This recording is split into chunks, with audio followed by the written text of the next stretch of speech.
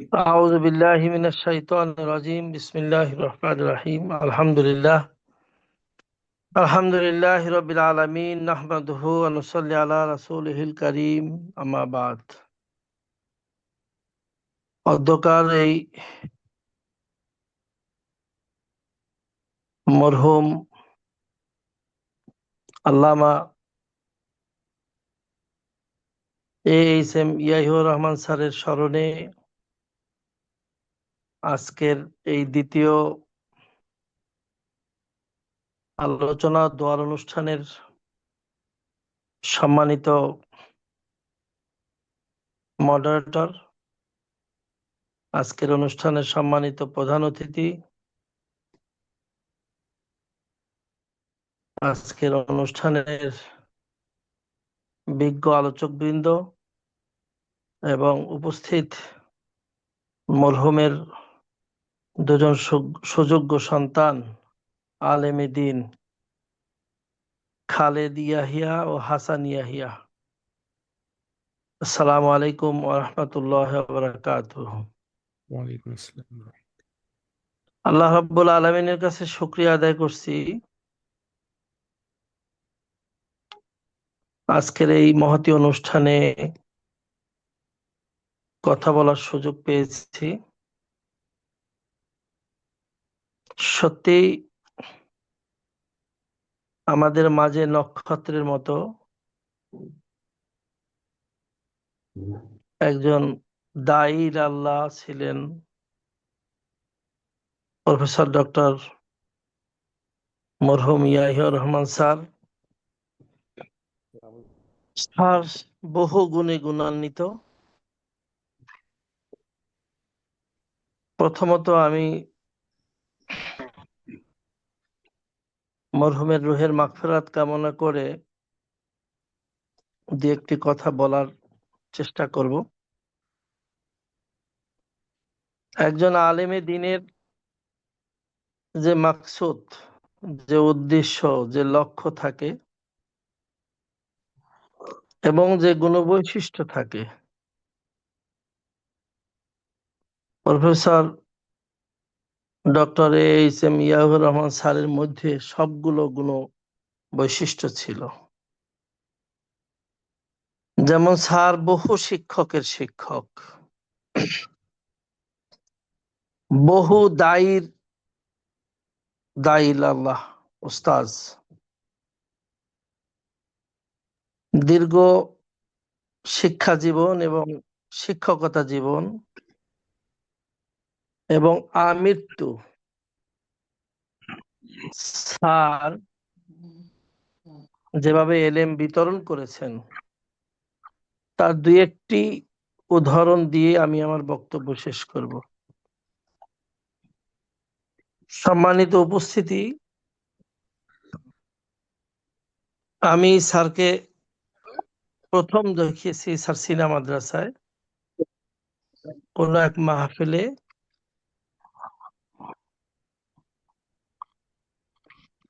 জনাব আল্লামা কায়েস শাহ হুজুরের যেখানে বিশ্রাম নিতেন ওই রুমে। সেই থেকে স্যারকে ইসলামী বিশ্ববিদ্যালয় শিক্ষকতা জীবনে যতটুকু আমি পেয়েছি, স্যারের ভিতরে একটা প্রেরণা ছিল যে মাদ্রাসা শিক্ষার্থীদের, যারা দাখিলে পড়ে, যারা আলিমে পড়ে, তাদেরকে উদ্বুদ্ধ করত, তোমরা আসো ইসলামী বিশ্ববিদ্যালয়। এবং স্যার এই কাজটি করতেন খুব আন্তরিকতার সাথে। বিভিন্ন মাদ্রাসায় স্যার শিক্ষার্থীদের সাথে কথা বলতেন। স্যারের রুম ছিল, সব বিশ্ববিদ্যালয় স্যারের রুমে স্যারের সাথে সাক্ষাৎ করার জন্য যেতাম, তখনই দেখতাম ছাত্রে ভরপুর। ম্যাক্সিমাম সময় দেখতাম স্যারের খুলনা অঞ্চলের স্যার সিনার বক্তবৃন্দ এবং ডিপার্টমেন্টের শিক্ষার্থীরা স্যারকে সব সময় মানে জ্ঞান আহরণের জন্য মৌমাছির মতো স্যারের কাছে ভিড় জমাতো। তার ভিতরে একটি উল্লেখযোগ্য দিক ছিল যে স্যার একদম নিখাত নিঃস্বার্থভাবে নিজে মধ্যে যে এলম ছিল বিভিন্ন কোরআন হাদিসের রেফারেন্স দিয়ে সেটি সবসময় বলার চেষ্টা করতেন। আমি আমার পিএইচডি সুপারভাইজার এবং ইসলামী বিশ্ববিদ্যালয়ের মাননীয় মরহুম vice chancellor professor doctor Mostafizur Rahman স্যারের কাছে যখনই যেতাম তখন দেখতাম স্যার খুব বিনয়ের সাথে একজন ছাত্র কতটা অনুগত হলে মানে নিঃশব্দে দীর্ঘ সময় বসে থাকতেন এবং স্যারের প্রত্যেকটি কাজকে মরহুম ইয়াহিউর রহমান স্যার খুব শ্রদ্ধার সাথে গ্রহণ করতেন এবং চেষ্টা করতেন সাধ্য অনুযায়ী নিয়ম অনুযায়ী সেই কাজটি করার।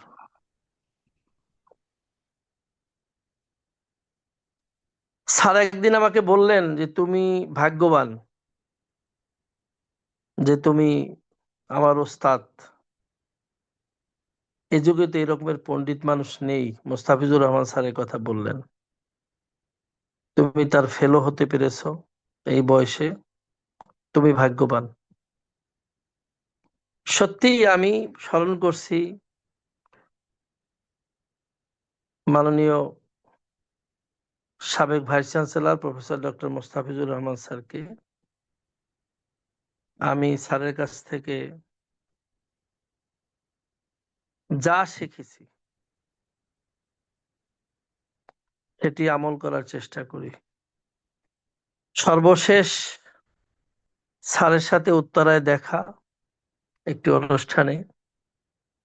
এর আগে স্যারের বাসায় একটি কাজের আর্জি নিয়ে আবেদন নিয়ে আমি গিয়েছিলাম। ওই দিন দেখেছি স্যার এতটাই আন্তরিকভাবে খুশি হয়েছেন, মনে হয় যে একজন নেককার মানুষ, একজন আলেমে দিন আর একজন আলেমে দিনের জন্য, একজন শিক্ষকের জন্য কি আগ্রহ ভরে আমাদের জন্য দীর্ঘক্ষণ অপেক্ষা করেছেন। সম্মানিত উপস্থিতি, আমি স্যারের ইন্তেকালের সময় ঢাকাতে ছিলাম না, জানাজায় যেতে পারিনি। আমি স্যারের কবর জিয়ারত করার জন্য আমি সাতক্ষীরাতে গিয়েছিলাম। দেখে আসছি স্যারের দিনী প্রতিষ্ঠান। আল্লাহু আকবার। রাত তখন প্রায় 9টা। কোরআনের পাখিরা স্যারের কবরের পাশেই কোরআন শরীফ পড়ছেন, স্যারের জন্য দোয়া করছেন। স্যারের এক ভাইয়ের সাথে দেখা হলো, মনে হলো ওই প্রতিষ্ঠানটি এখন তরতর করে আরো অনেক দূর যাবে যদি আমরা যার স্যারের ছাত্র, শুভাধ্যায়ী, গুণাগ্রাহী, আমরা যদি একটু চিন্তা করি যে স্যারের যে অবদান এই ইসলামী শিক্ষা, দ্বীনি শিক্ষা তথা মাদ্রাসা শিক্ষা এবং বিশ্ববিদ্যালয় পর্যায়ে শিক্ষার্থীদের পাঠদান সহ গবেষণায় যে অবদান রেখে গেছেন, তার কিঞ্চিত যদি স্যারের প্রতি, স্যারের স্মরণে আমরা একটু চিন্তা করি, তাহলে স্যারের ওই হাতে গড়া প্রতিষ্ঠানটি হয়তো একটা সময় অনেক বড় একটি ইসলামিক মারকাজ হিসাবে আল্লাহ কবুল করবেন বলে আমি আশা করি। আমি বলতে চাই, সমসাময়িক যুগে এরকমের একজন আলেমে দ্বীনকে হারিয়ে আমরা সত্যি ইলমি জগতের ইয়াতীম হয়েছি। স্যারকে কখনো মনে করিনি আমি যে স্যার আমার সহকর্মী বা স্যারের আমি জুনিয়র সহকর্মী। আমি স্যারের কাছে যতবার গিয়েছি মনে করেছি আমি স্যারের ছাত্র হওয়ার যোগ্য হলে হয়তো স্যারের কাছ থেকে আরো এলম হাসিল করতে পারতাম, এলম শিক্ষা গ্রহণ করতে পারতাম। সম্মানিত উপস্থিতি, আমরা আজকের এই ওয়েবিনারে যে একত্রিত হয়েছি, আমার মনে হয় সারসিনা মাদ্রাসা থেকে স্যারের পাঠদান শেষ করে ঢাকা বিশ্ববিদ্যালয়ে পড়াশোনা করে দীর্ঘ সফর, দুনিয়ার সফর শেষ করেছেন। স্যার যে পাঞ্চুয়ালিটি ছিল, সিনসিয়ারিটি ছিল এবং দাওয়াতি কাজে একজনকে উদ্বুদ্ধ করার জন্য স্যারের যে প্রাণ প্রচেষ্টা ছিল, তার একটি উদাহরণ আজকের হাসান ইয়াহিয়া এবং খালেদ ইয়াহিয়া। স্যারের দুই কীর্তিমান সন্তান